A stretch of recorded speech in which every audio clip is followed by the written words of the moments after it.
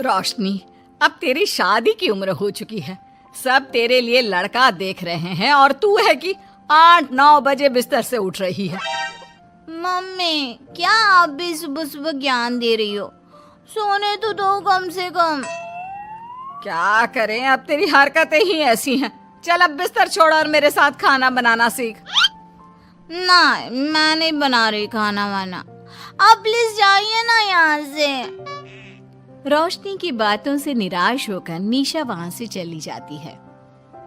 निशा, तुम रोशनी को घर का कामकाज क्यों नहीं सिखाती? अगर यही हाल रहा फिर तो 2 दिन में उसके ससुराल वाले उसे यहाँ छोड़कर चल देंगे। मैं तो बहुत कोशिश करती हूँ उसे घर की जिम्मेदारियां सिखाने की, लेकिन वो मेरी सुने तब ना। आप तो जानते ही हैं ना कि वो कितनी जिद्दी है। हमें निशा के लिए एक ऐसा लड़का ढूंढना होगा जिसका भरा पूरा परिवार हो। सास ससुर से लेकर जेठ जेठानी देवर ननद सब हो।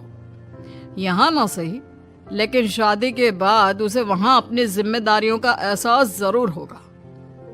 कुछ दिनों के बाद रोशनी का परिवार उसके लिए लड़का देखना शुरू कर देता है और एक दिन चिराग नाम का लड़का रोशनी को देखने अपने परिवार के साथ उसके घर पहुंच जाता है।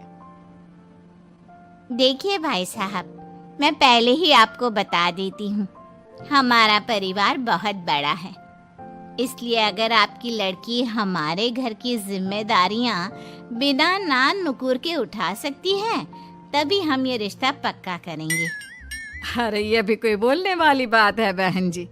हमारी रोशनी आपके पूरे परिवार को बैठे बैठे खिला सकती है। इतनी जिम्मेदार है मेरी बेटी। अगर ऐसी बात है फिर तो हमें इस रिश्ते से कोई आपत्ति नहीं है। तो फिर चट मंगनी पट ब्याह के बारे में क्या ख्याल है?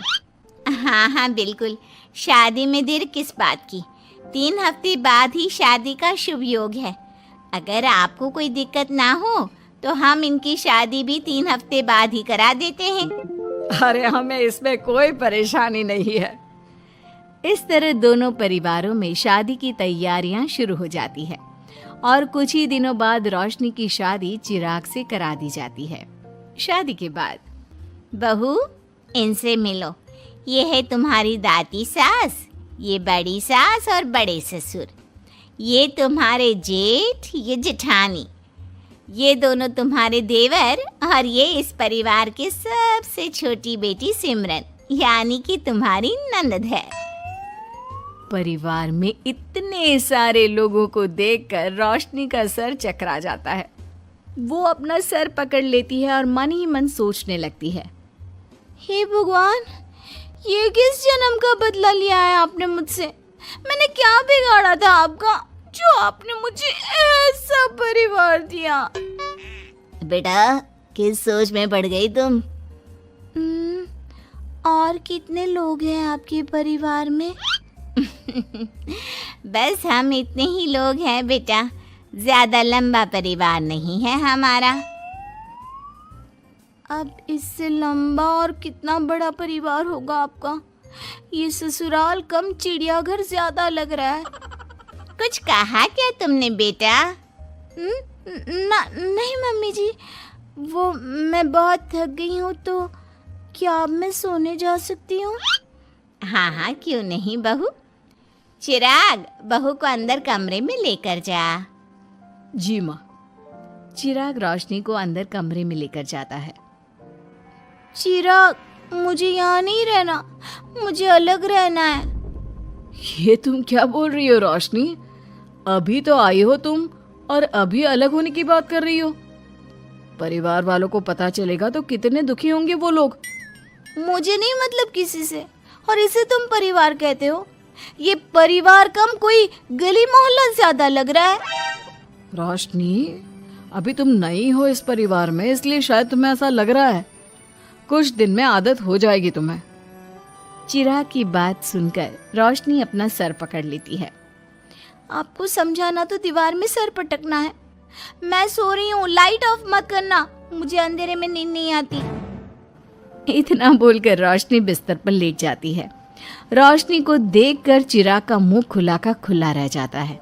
वो भी पैर पटकते हुए बिस्तर के दूसरे कोने में अपना मुंह मोड़कर सो जाता है। अगले दिन, देवरानी जी, आप उठ भी जाइए, सुबह के 6 बज चुके हैं। सोने दो ना मम्मी, क्यों परेशान कर रही हो? देवरानी जी, मैं आपकी मम्मी नहीं जेठानी हूँ। सुबह सुबह क्या मजाक है मम्मी? इतना कहकर रोशनी अपनी आंखें मसलते हुए उठती है और अपनी जेठानी को देखकर चौंक जाती है। दीदी, आप यहाँ? पिछले 1 घंटे से तुम्हें उठा रही हूँ, लेकिन तुम हो कि अब उठ रही हो? लेकिन अभी तो सिर्फ 6 बज रहे हैं, आपने मुझे उठाया क्यों? वो इसलिए क्योंकि आज तुम्हारे इस घर में पहली रसोई है, तो खाना आज तुम्हें ही बनाना होगा ना। क्या? मुझे पूरे मोहल्ले के लिए खाना बनाना पड़ेगा? नहीं रोशनी, तुम्हें पूरे मोहल्ले के लिए नहीं, सिर्फ परिवार के लोगों के लिए ही खाना बनाना है। आपका परिवार किसी मोहल्ले से कम है क्या? कुछ कहा क्या तुमने? हाँ, नहीं दीदी, आप चलिए, मैं अभी फ्रेश होकर आती हूँ। आरती वहां से चली जाती है, जिसकी थोड़ी देर बाद रोशनी भी रसोई में जाकर मजबूरी में सबके लिए खाना बनाने लगती है। पूरे 2 घंटे मेहनत करने के बाद उसका खाना बनकर तैयार होता है। वाह बहू, खाना तो बड़ा स्वाद बना है। सच में बहू, तुमने भले ही बहुत देर लगाई खाना बनाने में, लेकिन खाना बहुत स्वादिष्ट बना है। आपके हाथों में तो जादू है देवरानी जी। मैं तो कहती हूँ अब से रोज आप ही खाना बनाया कीजिए, क्यों मम्मी जी? हाँ हाँ बेटा, बिल्कुल ठीक कहा तुमने। रोशनी, आज से रोज तुम ही खाना बनाना। ये सुनकर रोशनी चौंक जाती है। खाना खाने के बाद सभी लोग रोशनी को शगुन का नेक देते हैं और फिर अपने अपने रूम में चले जाते हैं। क्या यार रोशनी, इतना टेस्टी खाना बनाना जरूरी था क्या? अब फंस गई ना तू। ये सब माँ पापा की वजह से हो रहा है, उनके कारण मुझे ये सब झेलना पड़ रहा है। रोशनी गुस्से में अपने रूम में जाती है और अपनी माँ को फोन मिलाती है। मम्मी, मैं आपको कभी माफ नहीं करूंगी। आपने जानबूझकर मुझे इतने बड़े परिवार में भेजा है, जहाँ मुझे सांस लेने की भी फुर्सत नहीं है। हमने ये सब इसलिए किया ताकि तू अपनी जिम्मेदारियां निभाना सीखे। अब मायके की तरह ससुराल में भी अपनी जिम्मेदारियों से मुंह मत मोड़ लेना। मुझे नहीं रहना माँ यहाँ। इस घर में जितने लोग हैं, उतने तो हमारे गली मोहल्ले में भी नहीं थे। माँ, मैं आपसे आपकी सारी बातें मानूंगी, पर प्लीज मुझे यहाँ से ले जाइए। बिल्कुल नहीं, अब से वही तेरा सब कुछ है। वहां से भागने के बजाय अपनी जिम्मेदारियां पूरी करना सीख, इससे हमें भी थोड़ी खुशी मिल जाएगी। माँ की बातों से निराश होकर रोशनी फोन काट देती है, जिसके बाद उसकी नजर नेक में मिले पैसों पर पड़ती है और वो फटाफट से बिस्तर पर बैठकर पैसे गिनना शुरू कर देती है। अरे वाह, ये तो पूरे 25,000 रुपए हैं। किसी ने भी 5100 से कम का नेक नहीं दिया। चलो अच्छा है, कुछ तो फायदा हुआ इतने बड़े परिवार में शादी करने का। अब इन सब पैसों से मैं अकेले शॉपिंग करूंगी, बहुत मजा आएगा।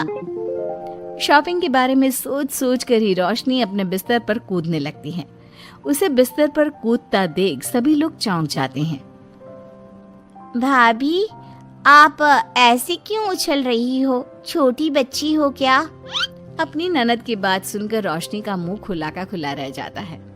थोड़ी देर बाद रोशनी घर में बिना बताए शॉपिंग के लिए निकल जाती है और शगुन में मिले पूरे पैसों को शॉपिंग में उड़ा देती है। शाम में, देवरानी जी, कहाँ गई थी आप? जानते हैं सब आपके लिए कितना परेशान हो गए थे। कम से कम आपको बताकर तो जाना चाहिए था ना। सॉरी दीदी, मैं आप लोगों को बताना भूल गई। वैसे इतने सारे बैग किस चीज के हैं? तुम शॉपिंग करने गई थी क्या? हाँ दीदी, वो आज नेक में इतने सारे पैसे मिले थे ना, तो मैंने सोचा क्यों ना मैं उन पैसों की शॉपिंग ही कर लूं। अरे वाह, ये तो बहुत अच्छा सोचा तुमने। मम्मी, पापा, सिमरन, देवर जी, सब बाहर आइए। देखिए रोशनी हम सब के लिए क्या लाई है। रोशनी कुछ समझती उससे पहले ही वहाँ सब लोग आ जाते हैं। क्या हुआ आरती बहू, क्यों चिल्ला रही हो? अरे देखिए ना माँ, रोशनी हमारे लिए शॉपिंग करके आई है।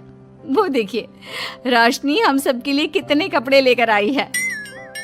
आरती की बात सुनकर रोशनी के पैरों तले जमीन खिसक जाती है। उसके मुंह से एक शब्द तक नहीं निकलता। सच में भाभी, आप कितनी अच्छी हो। बेटा, हम सबके लिए तुझे खरीदारी करने की क्या जरूरत थी?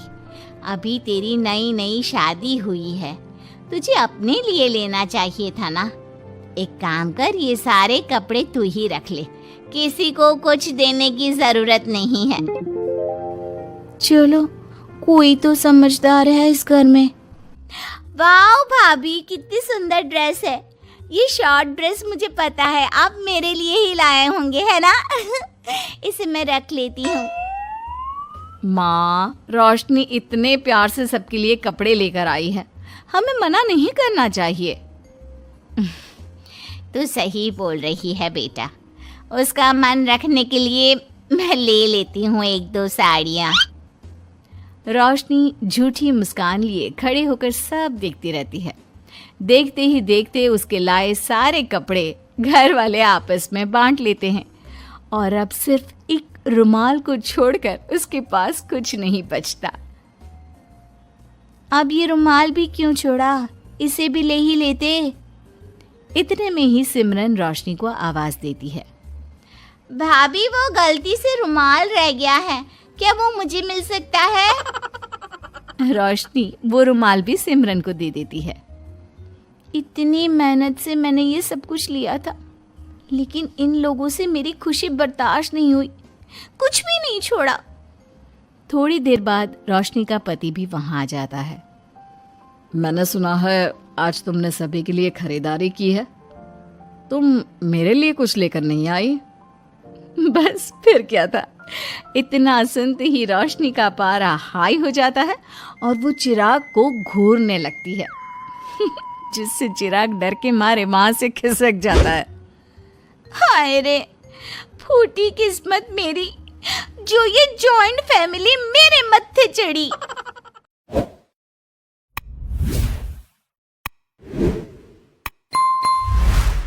ऐसे ही दिल को छू जाने वाले रियल मोमेंट्स के लिए हमारे चैनल @कार्टून मॉडल स्टोरी को सब्सक्राइब करें, बेल आइकन दबाना न भूलें ताकि अगली कहानी आपसे छूट न जाए।